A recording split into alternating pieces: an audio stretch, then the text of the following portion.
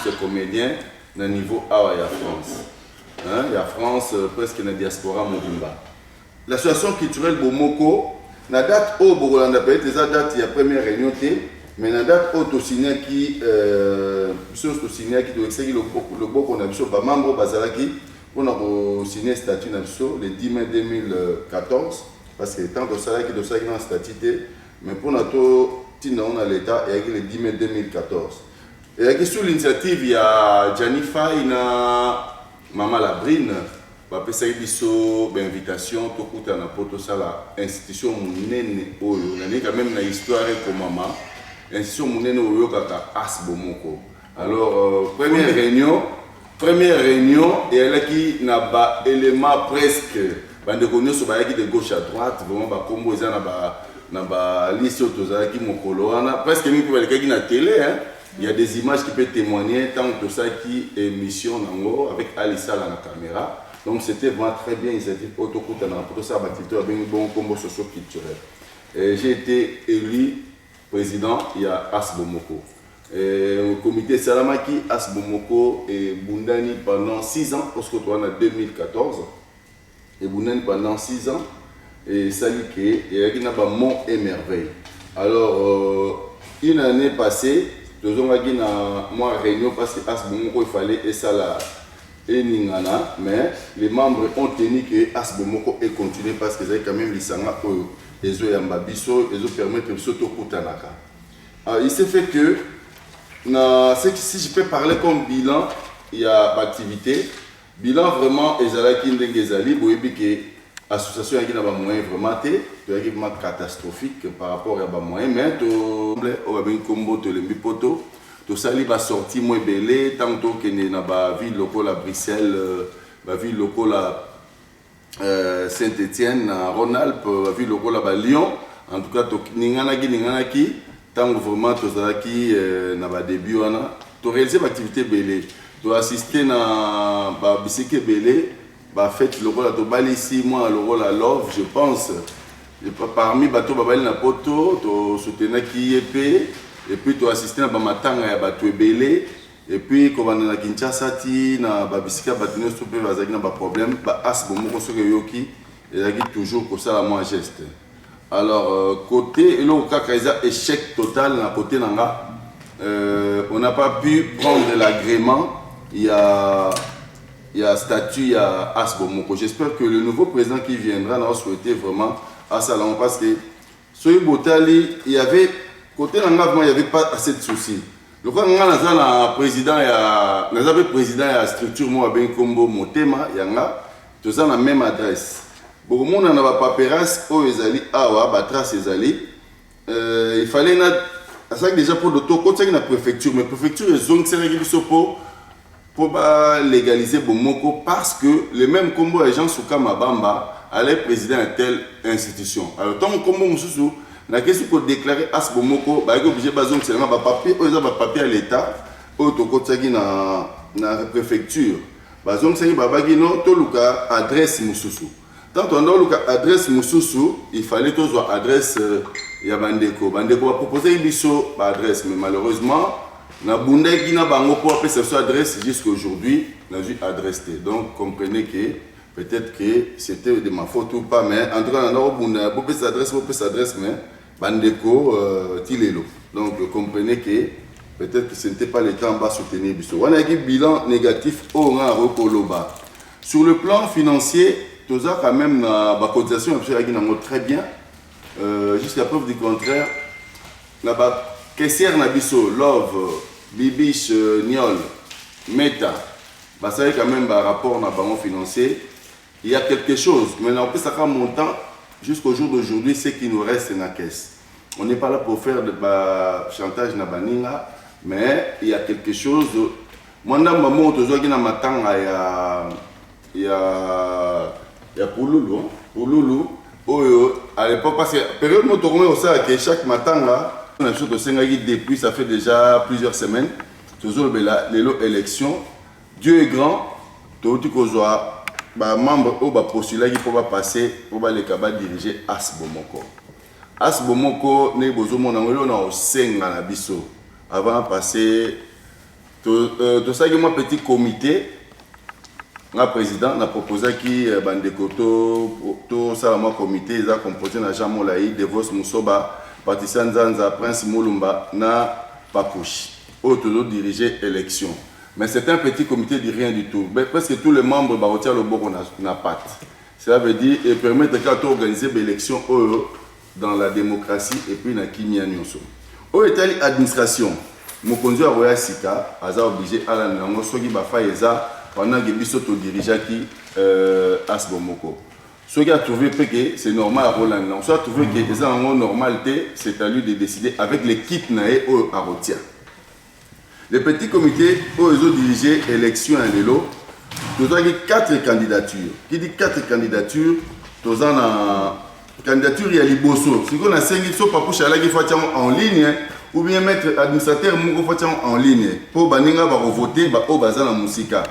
Candidature ya liboso to qui mettre besoin kokota atia ou bien mutumoko mettre besoin tiango na ligne ya ou bien la ligne te motia encore na bomoko tozota on a ordre ya élection candidature na biso liboso ya laki mutapesa kengo ya laki kombo na ye na pesa na kombo ya plutôt pesa na kombo na ye ya scène et laki Kangu Ndikita Nicole Maya candidature na so mibale et laki monsieur Congo Ngombi, tremblement, non de scène. Candidature n'a pas mis ça, qui bongo combo, na mutu, Zigura, Tokodiangana, Brunel. Maître Bison, pardon, pour na papouche, nous avons une adresse à. Au commis, alors, candidature à Souka.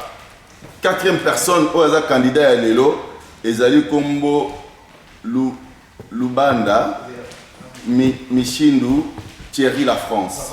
Donc ce sont les 4 candidats Oyo, Bazali Awa, Toko, voter pour diriger Asbomoko. Je vais parler maintenant de l'organisation et l'élection. L'élection est encore à urne simple. Pourquoi Boro diriger? C'est très important, Bandeko.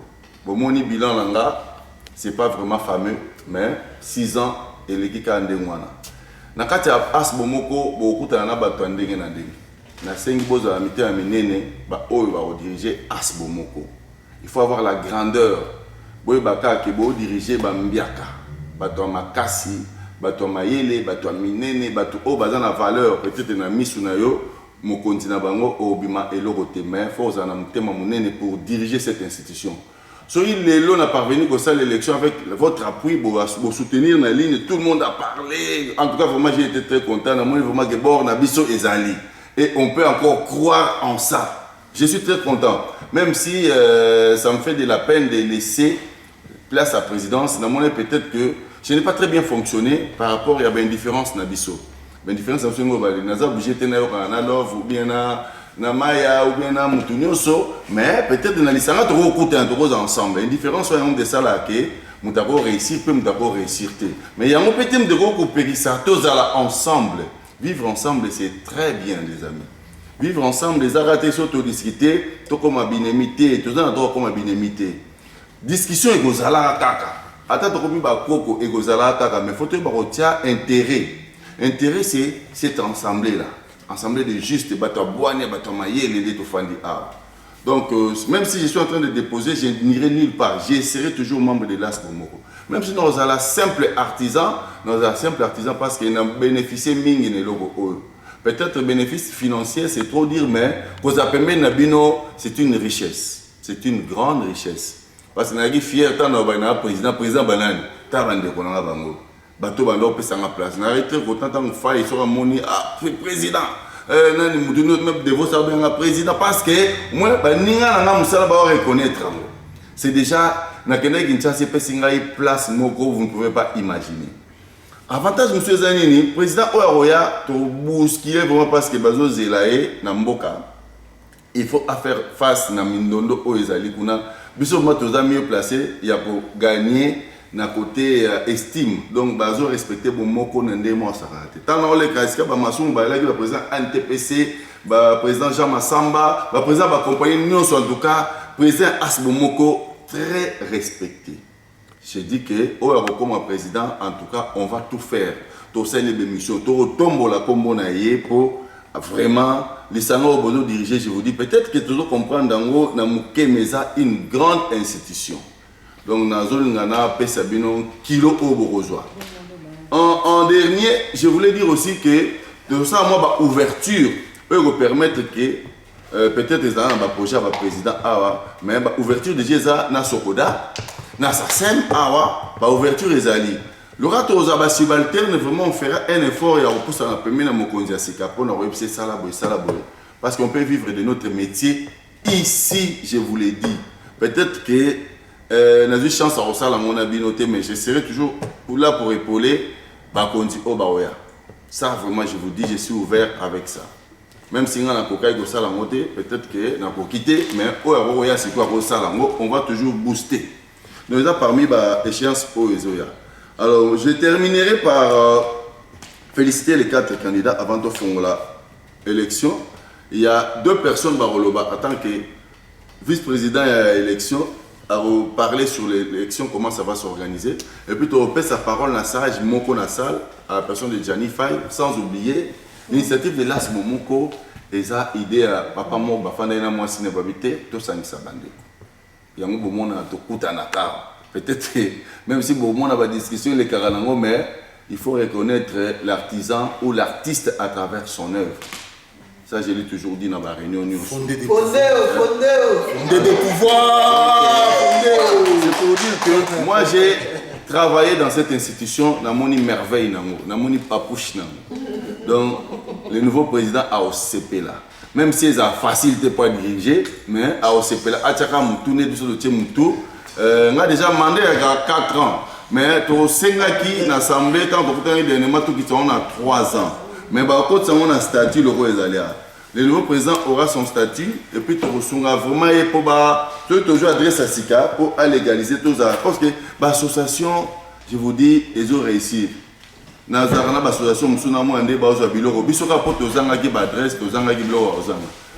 j'ai parlé, je pense que ici pour un bilan, un programme.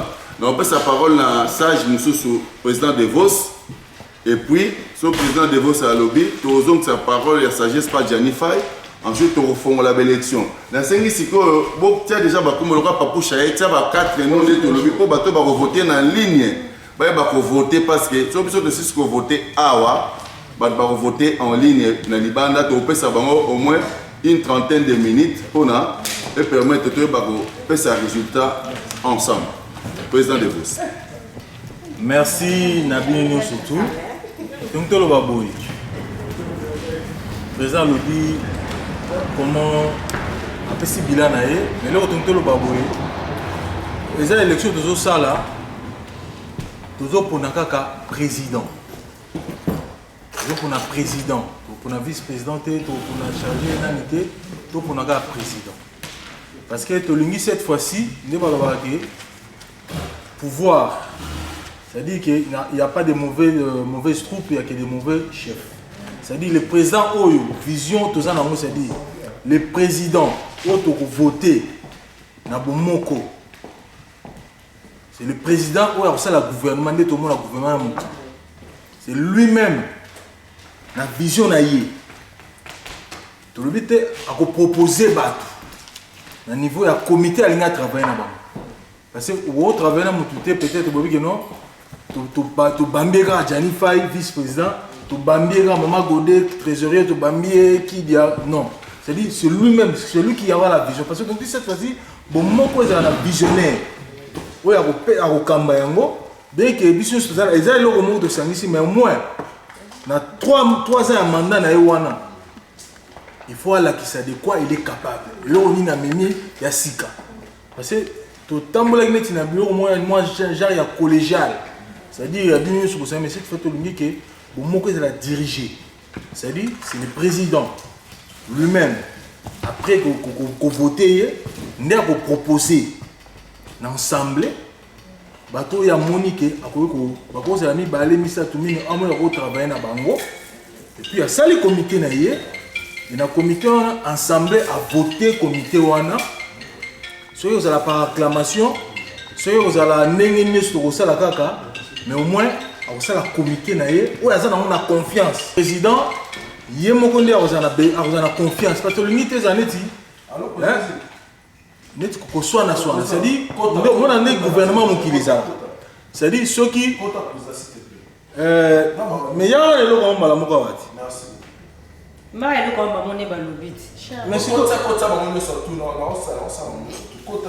c'est-à-dire quoi le président nde tomonaka ndenge ezalaka na mokili c'est-à-dire président akosala gouvernement na ye gouvernement na ye akosala bango nde bakokamba parce que tomonaka lelo na gouvernement tomonaka lelo soki mutu afingi président to akela na contre ya oyo comité dirigé ebongisi c'est-à-dire mutu wana faut balongoli na comité parce que tomona eloko wana ezalaka handicap mingi c'est-à-dire bokozwa décision na comité boye mais mosusu abimi nango libanda wana te tosalaki boye yango esalaka ke bassociation ezala mobu c'est-à-dire tant vous formez bosali gouvernement c'est-à-dire bino soki boza solidaire tomona yango na politique awa ndenge ezalaka c'est-à-dire soki ovote motu moko soki ministre moko atengami kaka il faut adémissionner parce que aza na contre ya masolo ya comité parce que tomona ki bosi ezalaki kaka président molai donc ozomona parce que soutien vous parlez langage moko. Maintenant, le président lui-même va chercher ses propres collaborateurs. Bazara peka batu na biso aw. Oya ko proposer. Oya moka Monique no batu oyo.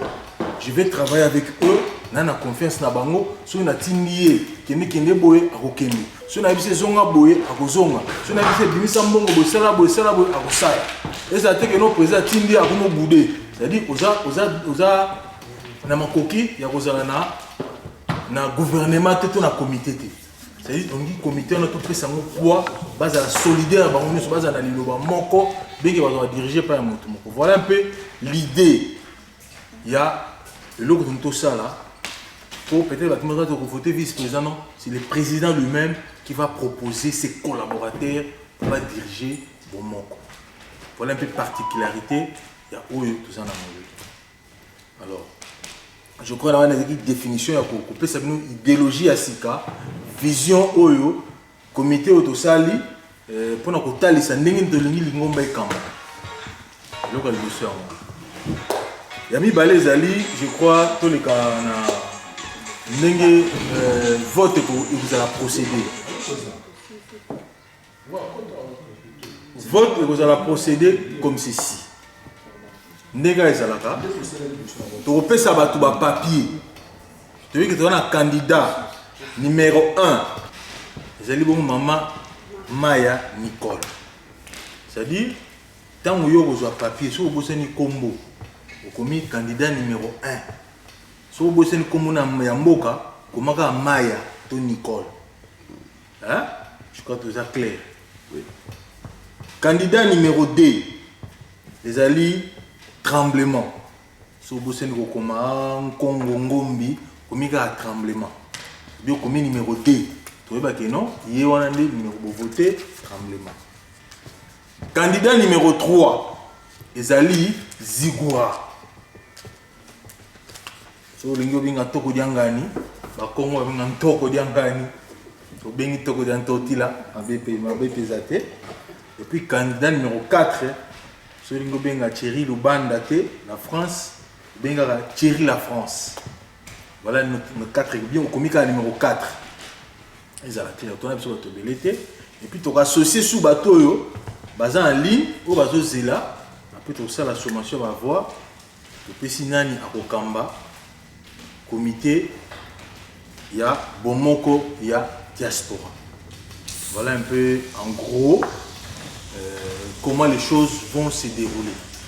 Les bandeko basengi pe bakota na kati pona base un peu na kati ambiance parce que batu musu bakaka oya ba musu bazo ba contre-temps la dernière minute toko en vouloir bangote je crois biso toko bakaka je crois en bref on a dans un premier temps yango mais après candidat moko na moko en 5 minutes vous avez en 5 minutes, vous avez un chrono en marche, par 5 minutes, yebisa biso mukuse likanisi na yo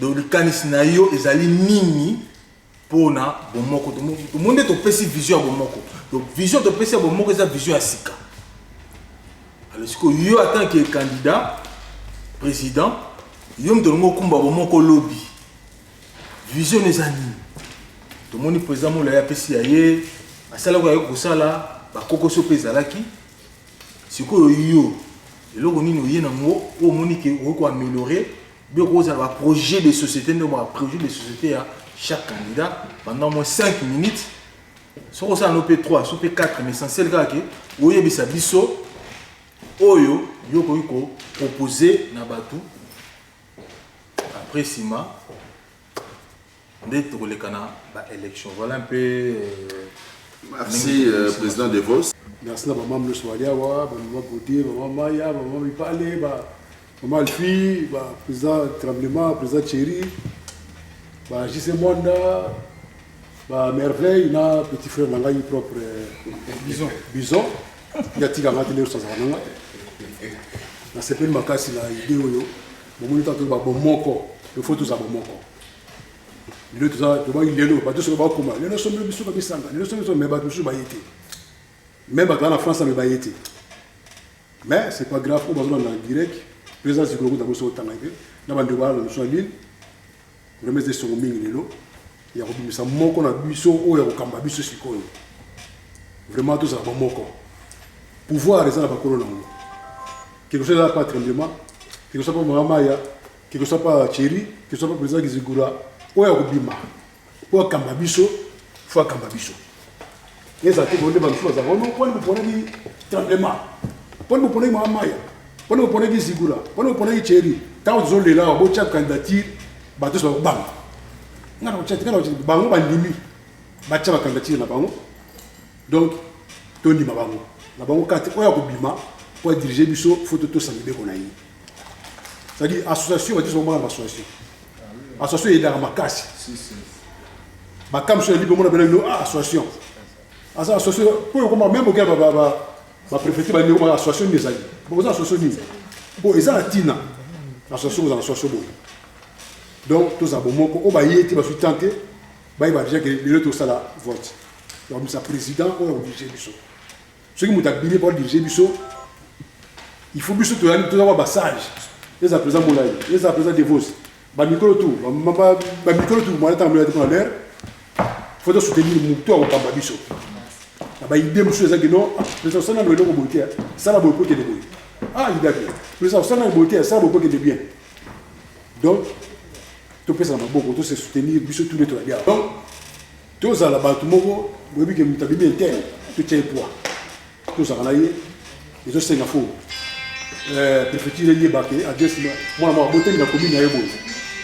Préfecture est venue, mais elle me fait baguer, moi, je vais vous la sarcelle. Comme on a eu au Moko.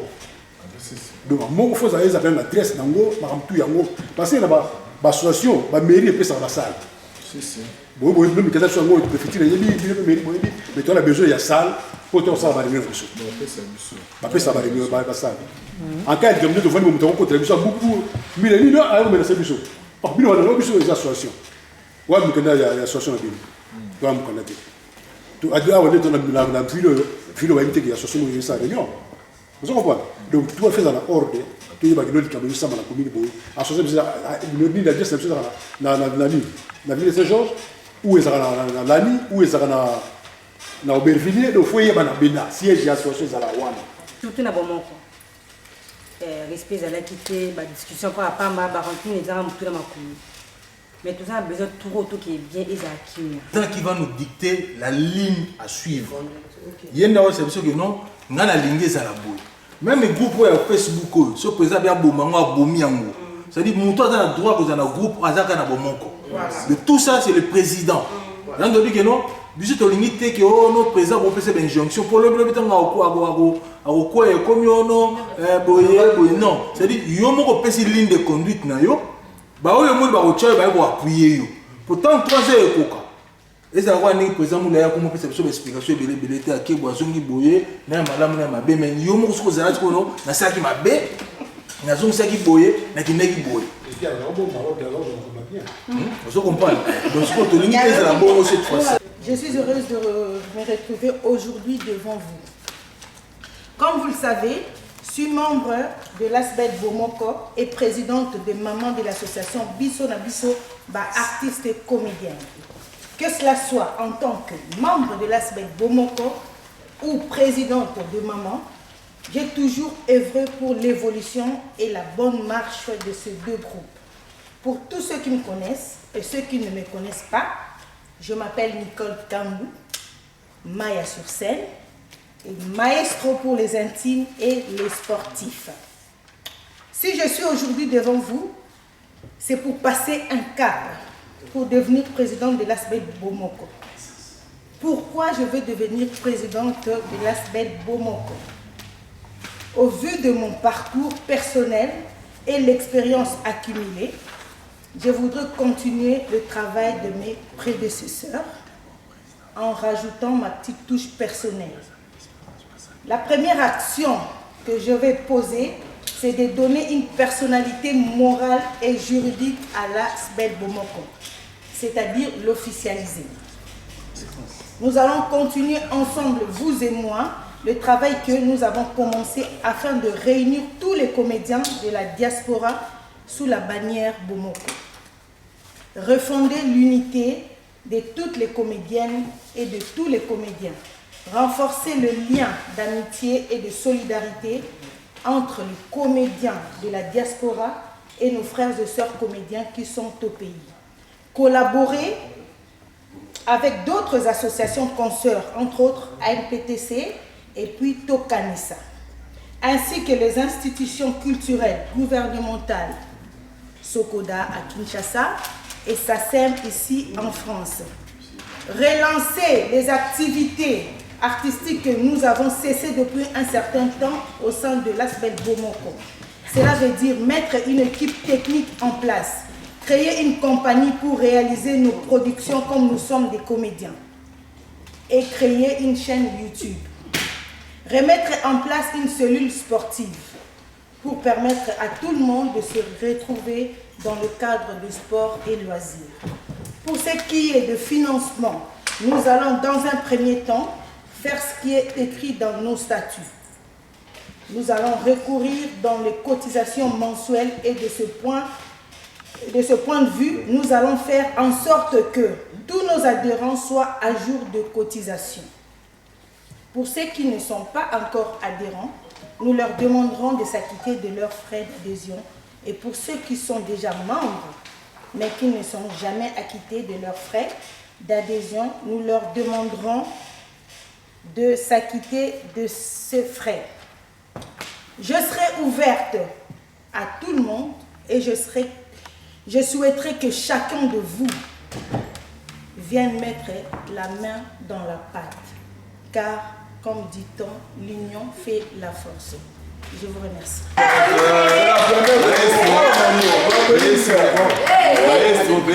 Bonjour à tout le monde. L'association, c'est bien Fiston Tremblement, Congo, Ngombe. Ça, c'est le nom de la famille. Chapeau. Artiste et comédien. Chapeau. Et puis, voilà. Candidat à Bomoko. En fait, on a expliqué un peu quelles sont les motivations. Où est la motivation? Et motivé pour que na postulé dans poste en tant que président. En fait, ça fait un temps, ça fait un bon moment. Na kati ya association de Tozaraka. Na yoka tout le temps ba se plaindre.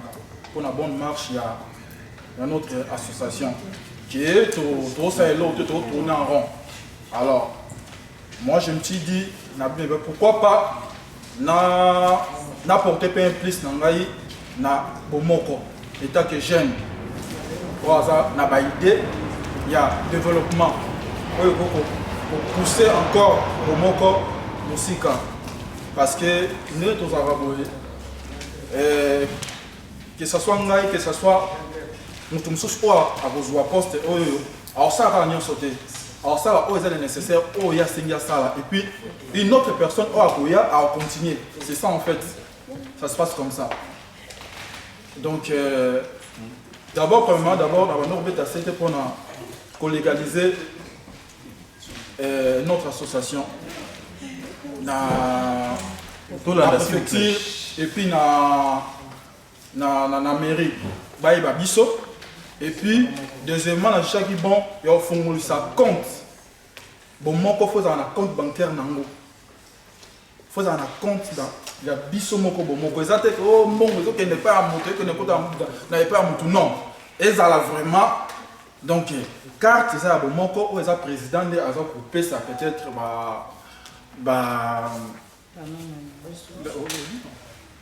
ouais, ça directif n'est pas comme gros autant. Donc là, ils ont l'aide de ma campagne.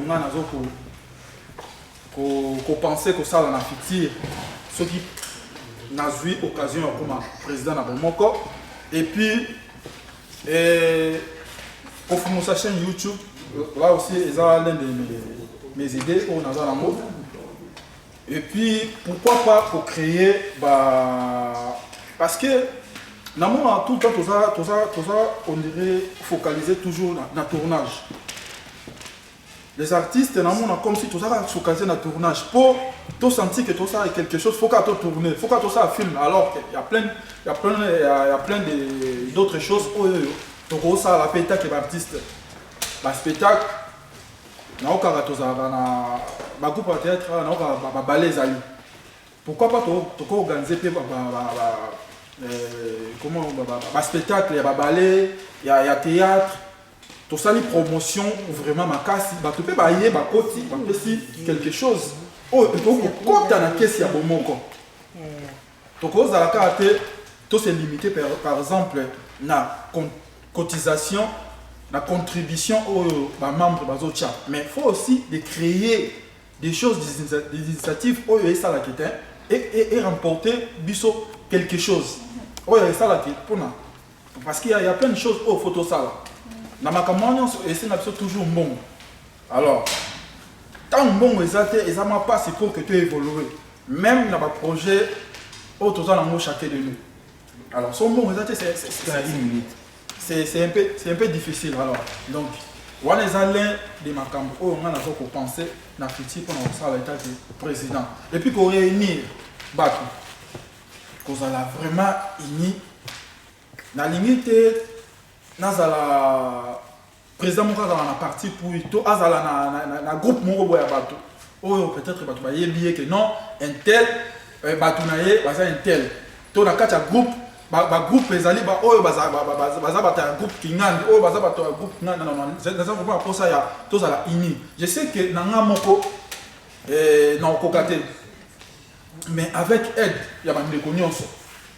Avec aide, il y a Moko la Moko. Je sais que je peux arriver. Il y a pour ça là quelque chose. Pour que le monde a appris à mieux soit battu. Je vous dis et puis je vous remercie. Discours, moi personnellement, naza Moko ya ba candidat. Et là, Moko est révoltant na kati association. Ezaki liwa ya grand frère na ngai ene na ngai Mangwao. Moko Mangwao kufaki nandaki discours moi eleka qui après babi que non, il faut aider biso de sanga qui aide la première dame. C'était révoltant en fait pour moi. Alors je me suis dit tous en association. Celui qui m'a mis association Oyo, loko la musique. Loko la Kinzondi, on va pas évoluer. Vision nanga personnellement zanini. Association Momoko to créer ba réforme et comme loko la société. C'est-à-dire association na biso soki comme loko la société et qu'on permettre ba membre ya kati association na biso ba vivre na musala na bango tant que ba comédien. Moi je me pose tant de questions. Ce qui est na ba organisme mususu ya bikolo mususu na yi a na Belgique toza na association moko awa ya ba comédien komba mutango piki banda na bandi président molaya ebie. Baza na kati association na bango baza au moins une quinzaine de personnes au baza rémunérées na l'état belge chaque fin du mois. Pourquoi Baza a rémunéré chaque fin du mois? Parce qu'ils ont créé des activités culturelles où ils ont permettre Mundele à payer sa financement. Pourquoi pas nous les comédiens? Il faut tout banda ko la mukatongo to kende kayu et puis tous on a tout continuer comme ça la kinzo ndilo kwa so muta kufi yaka na 50 €, yaka na 20 €. Moi j'étais révolté à ce stade-là. Je me suis dit ceci. Ce qui les longs à la présidence ya Bomoko et l'autre liboso ezali ko affilié association Bomoko na ba organismes internationaux pour reconnaître, pour faire reconnaître l'association Bomoko dans l'institution en France. Et puis qu'on met ma association Bomoko pour créer un mot comme société, comme je disais tantôt. Et puis, il y a toujours moyen de faire quelque chose parce qu'on a l'art quand même de parler. Nous,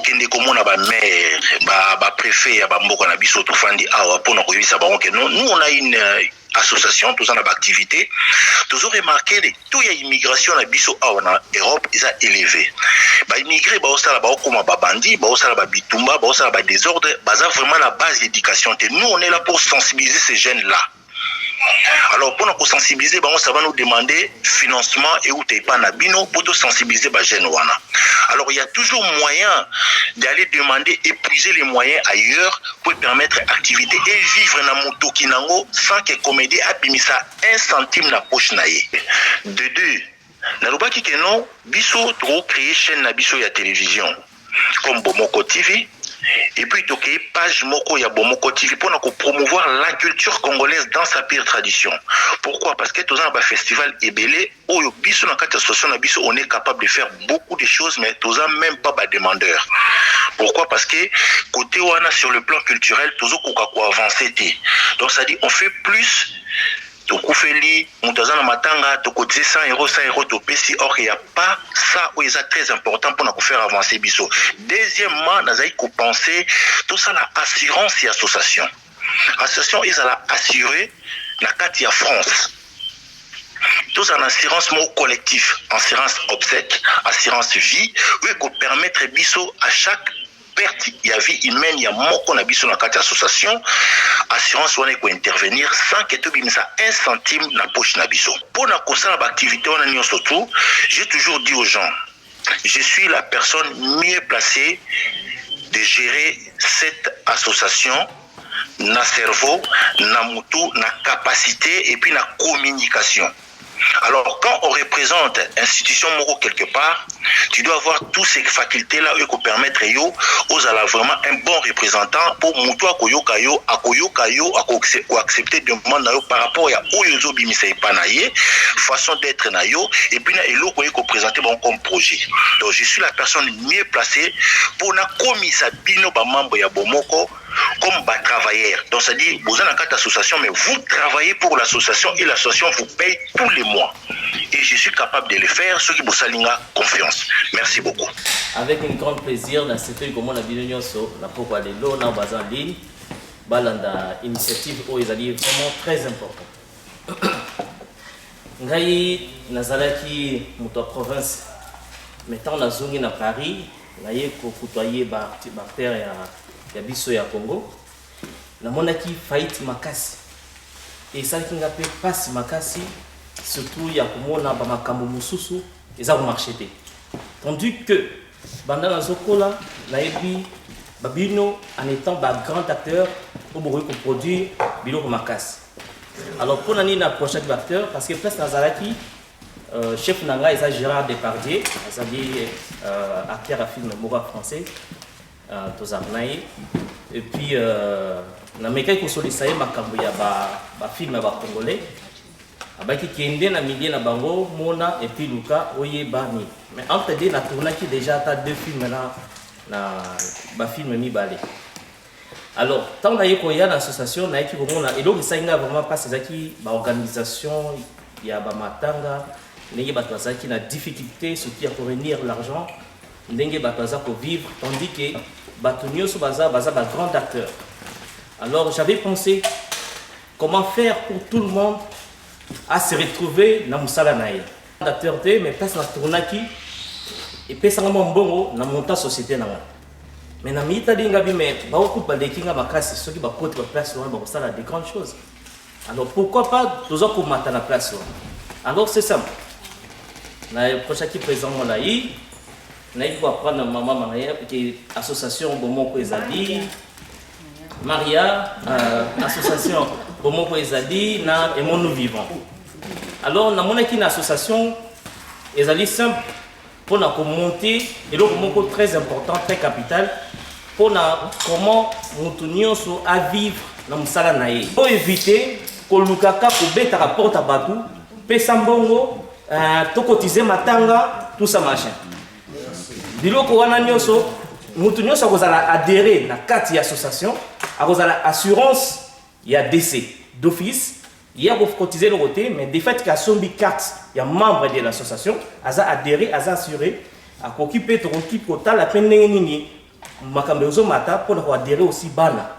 Na mwasi na ye na kati ya assurance wana au cas où décès to boy makambia cotiser tout ça et vous avez déjà l'assurance et ça vous s'occuper na makambo wana. Ça c'est local bosso yami balé comment to ba ndo futa batu wana. Alors une minute bato mususu na gagné mingi parce qu'ils ont emmené bato mususu on va ça membre parce que tu as engagé déjà 16 personnes même le reste aussi peut-être 100 personnes ba au quota comment tu futa bango. Alors na kati ya tournage, bateau to wanda ko voter, na kati ya tournage, ceux qui va vite nommer mutu retourner, bateau wana ba ko signer contrat na société na association na société na biso, contrat que abanda ko travailler et puis aza rémunéré directement d'office. Sans pourtant koye ba prime na ye ou ya ko après la tournage. Donc au besoin futa bateau wana parce que tous ont la capacité il y a coupé ça va nous graver ce peu mikanda tous ont la capacité d'en sauter hein, parce que tant ainsi tous ont la capacité il y a pour voyager même comme ma groupe d'habits surtout tourner dans États-Unis tout que tourner en Afrique parce que tous ont la projet mingi na sana ba connaissance mususu na Kinshasa o esenga ki to ki comme ma pe groupe d'habits to que pour ça tournage na Kinshasa na ba Kisangani na ba nini rien à dire na encourager les 4 candidats alors ba urne elingi efongwama. Je pense si vous avez une élection, juste comme les bateaux internet va voter dans le canal WhatsApp, il y a président de Vos. Batia na bon côté. Batia na bon côté pour babangi que tobo il n'est pas secret. Nous va et bon mamaka. Ceux qui ont la guisi moninga qui ngana voter qui yote. Le peu mon ambote comme il passe. Hein président Jani. Le peu mon ambote comme moi passe au voter ngana te dire on est tous obligés tous ensemble. Bien. Tu as voté qui m'a dit, on considère alors, Maître Bison, votre ESA, soyez mutation kake kotia, le kasanae, na ba urne ya biso na simana, ya monde to kosangisa alors. To formule siko élection Maître Bison, moi ba papier on est ça que ya na ba bic, les petits sur ba bic ezali, pesa ba ndeko so baza na salle ba papier. Dans une histoire, le papa est président de Vos. A expliqué que nous sommes ni soko bosani. Quand nous avons combat mon numéro 1, numéro 2, merci pour le mettre besoin. S'il vous plaît. Prince, que nous avons une kuna. Mais soko bosani. Numéro 1. Ezali Nicole Maya. Numéro 2. Ezali tremblement de terre.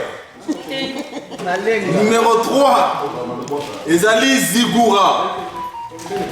Numéro 4, Ezali Thierry La France ou Lubanda Nishindu. Donc, Botier Combo, après tout ça, depuis.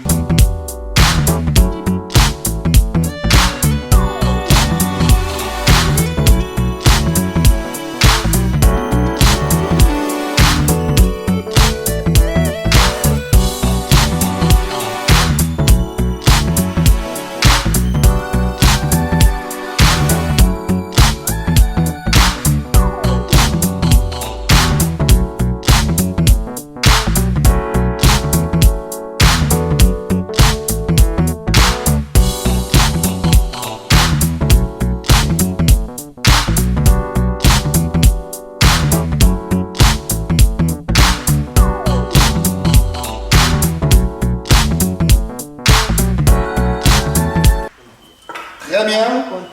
Oui, tout le monde. Tremblement. Tremblement. 1. Deuxième, Maya.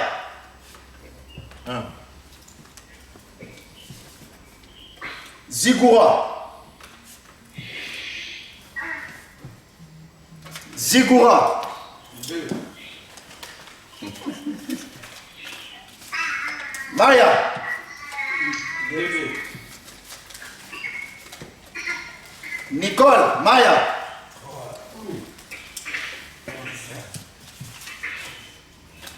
Numéro 3. Zigura. Zigura.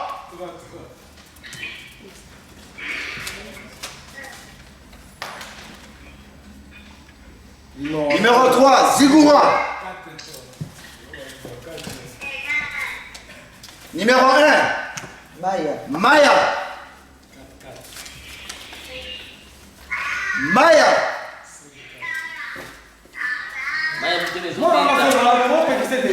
Maya.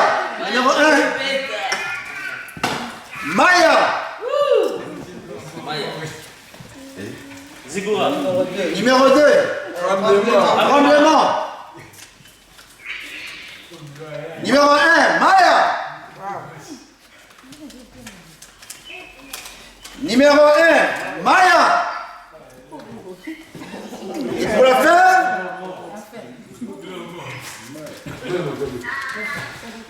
toujours Maya. Bon. Ils ont des comptes, il y a auto-voté sur place. Il y a urne. Si vous avez un vote, il y a autant de combo témoin, de combo nini, autant de c'est quoi la comptabilité et l'équipe n'a pas voté 11 personnes. On va voter en ligne. Mais autant que ceux qui gagnent à voter, il faut que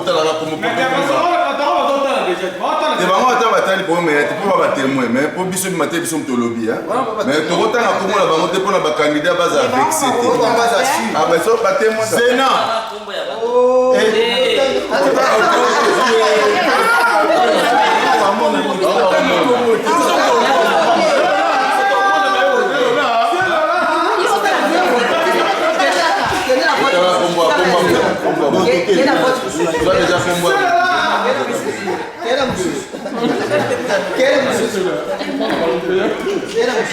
Ok, c'est parti.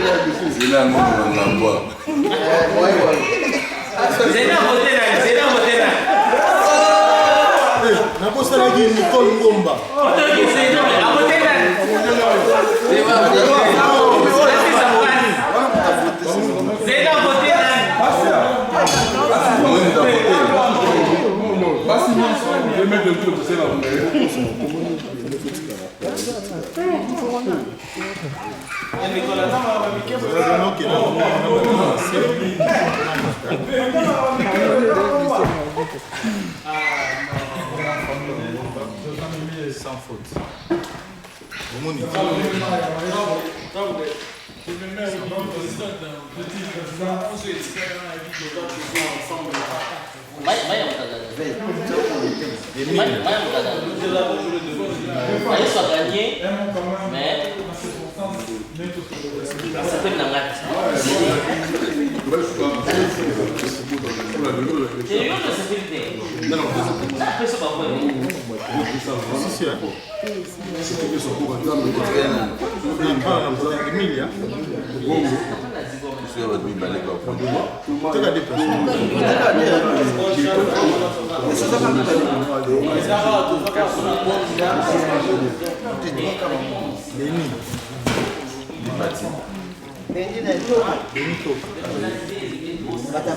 Paris, mais il y a franchement mal. Vous allez à Paris, vous avez été voté en ligne.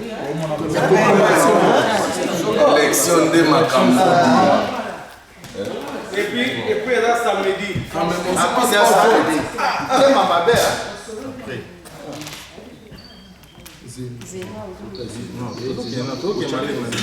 Na mataki awa toza na bijou après tomati bijou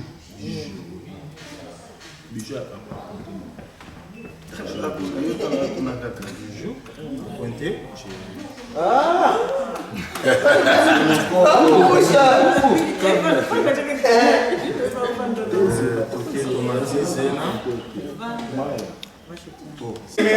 en tant que co-président il y a comité président ya CENI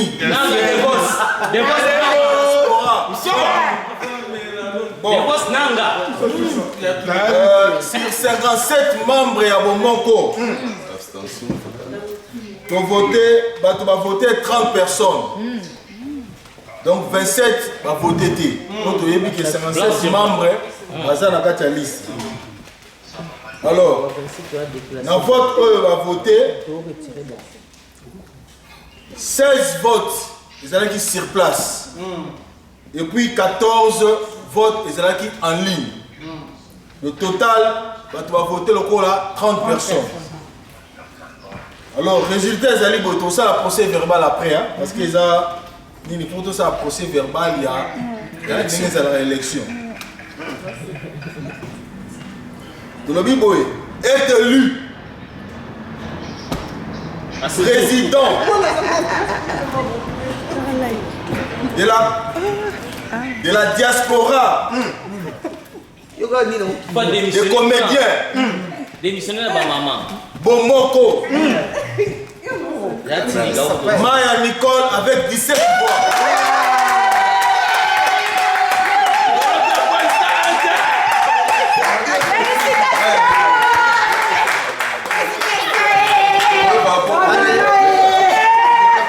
Suivi. Comme ça résonne. Zigoura avec 10 voix. Tremblement avec 2 voix. Et M. Thierry, la France avec 1 voix.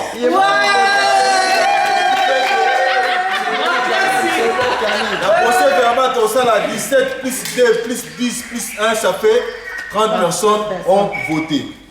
Donc, désormais, à partir d'aujourd'hui, celle qui va conduire pendant 3 ans l'Asbel Bomoko jusqu'à 2023.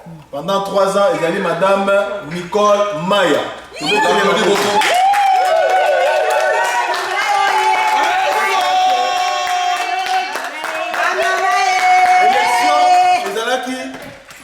Transparente, on a fait des communiqués. Le bateau, on va voter, bon, on voulait abichoter. On a fait des communiqués. Bon, on va voter en ligne. On va voter. Donc voilà, l'élection a été transparente. Je crois que témoin est sur Moni. Mon papa de vos ça joue à Moutou, à Baxeli Moutou. Nous sur Bozalaki, on va voter. Donc, en tant que président, il y a Seni, il y a Bomoko. Toutes mes félicitations, maman présidente. Na pesho maloba à chaud. Merci. Voilà. Et là, merci. Merci na bino nyonso o bopé singa confiance. Là ba o baza na ligne, là ba o baza sur place. Là ba o bazui occasion à convoter te mais na esprit na bino webi que yé aleka. Donc merci na ba o peut ba voter ba ndeko mususu oyo tozalaki na bango na course. Donc merci na volonté na bino. Et puis merci na bandeko oyo batiaki mutu qui ngana bango toza na course pour toujours na évolution pe bonne marche ya Bomoko. Ndenge na lobaki na discours nanga je serai ouverte à tout le monde. Oza na comité nanga te soki proposition, suggestion, remarque que ça soit positive ou négative, n'hésite pas. Yaka yebisanga que eloko eza bien te, eloko eza bien te. Proposition pesali yaka approchenga, j'ai toujours été comme ça, j'ai toujours été ouverte. Irène a voté au Na Kosepela, tout le monde a la main dans la pâte, c'est-à-dire volonté à tout le monde et au sala que la projet nyonso oyo toza nango ekende liboso. Et puis bandeko oyo bapozaki ba candidature na bango. Ba projet na bango oyo eza intéressant. Pourquoi pas tokozwa yango tosalela yango. Donc c'est-à-dire bokozala nanga tokotambwisa bomoko tokosala ba projet na bino po bomoko ekende. Bonjour, JC Mwanda, mondialiste. Le 5 septembre, il y a un événement dans la diaspora. Les comédiens qui pour la passation de pouvoir, Jean Molayi, Atike Bonga, et comme Bongo Mokondia Sikana Kombo, il y a Nicole Kango Maestro Maya, une actrice qui a commencé ses activités dans la compagnie du président Elombe. Et Bongo a auto-succédé dans le président Molayi, au niveau Europe. Pour l'élection de Kaki, on a sali 2 mandats. J'ai fait 6 ans depuis 2014, je dirige à Asbomoko. C'est que le mandat Oyo, il ne fallait pas na Libaya. C'est que Nicole ne Mayam Daro Kambabiso. Plaisir nangai pour élection démocratiquement, vote est mis en ligne. Le candidat Bazalaki 4, Nicole Maya, Tremblement, Thierry La France et puis Zigoura depuis Belgique. En tout cas, il y a un équitable. Maya a remporté. Félicitations à Pessina Nderonangaï et à moi aussi. Donc, je suis à l'aise dans l'organisation et l'équipe très bien. Tout le monde était là, au moins les membres de Bisso, en ligne. Et puis, l'abstention peut aller dans problème exact. Mais au moins, on a voté et puis ça s'est bien passé. En tout cas, merci. Merci Nabaono Soto. Bozala Kiwana pour Rolanda de début jusqu'à la fin.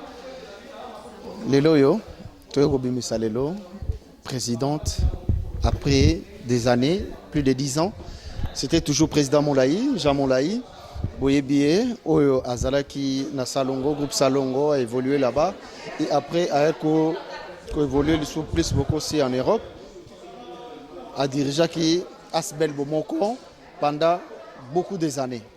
Là maintenant aujourd'hui, Toyo soit présidente. Tous les élections comme Ndebo et Pikandenge Zalaka, tous les qui ont tour moko, ils ont des tours, ils ont tour moko. Et Moutouabime est allé parmi 4, bazaki 4, tous allés qui na Thierry, tous allés qui na Tremblement, tous allés qui aussi na Zigoura et Maya. Le lorsque tous sont à Binoa, Moutoua a dirigé. Bah, tout le monde sur le théâtre, bah groupe nous surtout, nous surtout Europe, diaspora, je précise. Ezali Maya Maestro, Maya Nde Moutouaza, présidente, sous-président Molaïté, a commis président honoraire. Donc, Ezali Otobenga, président sortant, c'est président Molaï, et président entrant, c'est présidente Maya. Donc, maman présidente Maya, Biende Moutou, Azawana, pour le moment, le programme nous surtout bon Rozoyango, na air nango normal, les alakaka. Bah, comme erreur to ba obokorja ki biso ebele à travers ya ba ndeko na biso to na ba émission to na ba nini to na ndeto kutanaka bo pesa ba conseil bilo pe to zangisa ki ebele bo pesa biso sous ba conseil ebele de façon que comité ti ezo salama eza présidente Maya muta occupé ba makambo na yene muta sala que d'une manière que makambo ke ne lisusu bien ba erreur to ba nini bo tinda ba message na bino toluka ko bongisa babiloko boyebi ezaka mabe ono bato poto basaka makamoko esimbaka te bato poto baza non tolingi to bongisa tolingi to tozaka booloba mais ezala ke bolobi eloko bokorge to bongisi po ezala toujours bonne marche il y a biloko na biso boyebi biso déjà depuis longtemps de toza en Afrique na ndenge a toza na Europe lelo tozawa en tout cas merci beaucoup na ba soutenir biso Patricia Castani Bozebele Lili Bimpolo, Alexis Ngangala, tout le monde, vous qui na pointe, vous qui a vraiment Alain Beleke, tout le monde, Nadia Beleke, n'a habité pour n'attendre combien, vous qui en ligne pour soutenir Bisso et à Kolanda Pen, surtout dans le conseil. Aujourd'hui, maintenant, tu as un moment où ils allaient bon, il y a élection et élection, l'équipe qui toko. En tout cas, président Molayi, président honoraire, félicitations, merci beaucoup pendant tous ces temps au conduire Asbel Bomoko et aussi la commission où ils allaient qui président Devos, commission l'équipe tellement bien et élection. En tout cas, merci Bandeko Nangai et l'équipe bien. Et je vous salue tout le monde. Allez, bisous, bisous. Bisous. Igor, 2 minutes. Ya Mimi. Na tikeli micro par rapport à moi. Donc makambo ezali kitoko ka ndenge ezalaka ka nde toorganizaka siso tamblement yaka masana ngai ka ndenge ezalaka bomoko toujours de vrai donc biso ka toujours de vrai quoi donc tosala makambo tozalaki oyo aleki tosoutenir ye donc sans rancune sans likambo na mitema comme les autres donc clean quoi donc tozala kitoko makambo eleki bien sikoyo bomoko en marche donc toke liboso topesa baboule to évoluer makambo et chaque fois salamaki ambalo ko zalate nzamba sunga biso donc merci beaucoup Bomoko toujours ensemble et président babia président candidat malheureux Thierry il peut être candidat malheureux candidat président mais malheureux non donc azawana non naza candidat malheureux OK plutôt nazali candidat heureux pourquoi parce que l'un des bateaux va voter azali kaka mutu oyo nazali na posa ko travailler na ye. Très bien. Mon idée ezali te que na travailler moi être titulaire de la institution mais ko travailler na mutu ozala titulaire. Donc c'est-à-dire nga nazana besoin tous les acteurs ba comme on a possibilité ya ko devenir un peu riche mingi te mais azala vraiment la possibilité de vivre na musala na ye. Donc yango nazana projet, je vais travailler avec les présidents Eli, Maman Maestro. Non, je vais travailler avec nazanga puis na travailler na président Sigura, mais je vais travailler vraiment aussi avec Maman Maestro. Donc on est avec plaisir. Mbote et merci à Binonios. Yafai. Merci beaucoup.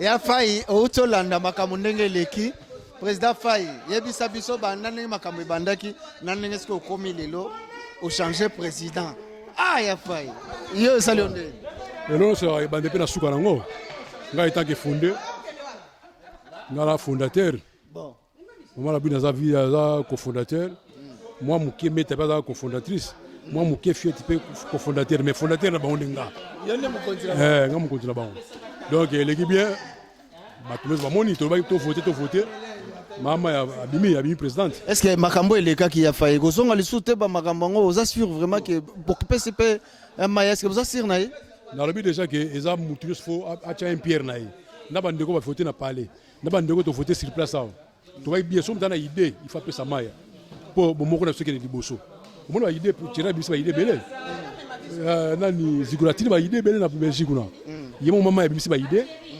nani sizo tremblement biso ba idée ba idée na tout photo ko tona kata ya Bomoko pour teme et même association liboso voilà donc mutu aza mutu mala mwa makameke kitoko donc totiki so maboko nzambe. Est-ce que vous avez pensé aussi à soutien bato ba ya pe belé pour ba soutenir bino na ndenge makambo eko bonda lelo ou bien bozana bino déjà bien te ba soutien ba boya ngote même président de la République azaka na pour soutien vous comprenez soutien ba boya ngote donc mutani ya ba kama mtema malamba ya ko tonga te vous comprenez faut que liboso. Merci Prince. Vraiment push pas push merveille no koko mignon balobi tout que les élections moko tout le monde élection moko mais c'est comme si babi ozana yo convaincu. Non, moi je suis convaincu parce que non, on a convaincu par rapport à quoi? Je suis convaincu par rapport à un nouvel président. Aïe des gens, c'est un abisso Nicole Maya Maestro. Respect encore mon président. Il me dit comme abisso par rapport à Asbel Bomoko. Président sortant déjà bimé déjà, vient abisso Jean Moulay. Respect dans la ville de Soussou. Ndakambi bisso, banena sortant azufi. Et ça dictature était fait. Tout comme dans mon élection, comme ma solo ya Fatina, Joseph Kabila. Mais est-ce que biso goto to juste ko président c'est à moi aussi. Merci beaucoup mais on a merci par rapport à accueil. Merci na projet mamunyo surtout. Toi na respect na yo, tozana yo kumba biso par rapport à projet, on a surtout lobby pour na biso, toi on a besoin kokisa maso kokisa mi et ça la biso bien par rapport à avancement Asbel Bomoko et souci na biso ka yango wana. Parce que ce qui est un conseil, il faut payer ça na maman présidente Oyo to commune lelo madame Maya ye rolobane nini supozo landa yo rolobane nini na conseil. Et là on a bisame en ngai Nicole Maya maestro na biseka mais a toujours azala achana se ayoka biso trop apesa biso ne matoi apesa so on te passe biso muto omona arobanda omona mais omona te biso to komona to ebisi soka yoki biso MSUP azuma moyen surtout atchango a canaliser ngo et ça la pouvoir n'est bien les jours on nga bima ba tout surtout ba otika na sengo na par rapport à ça. Merci beaucoup.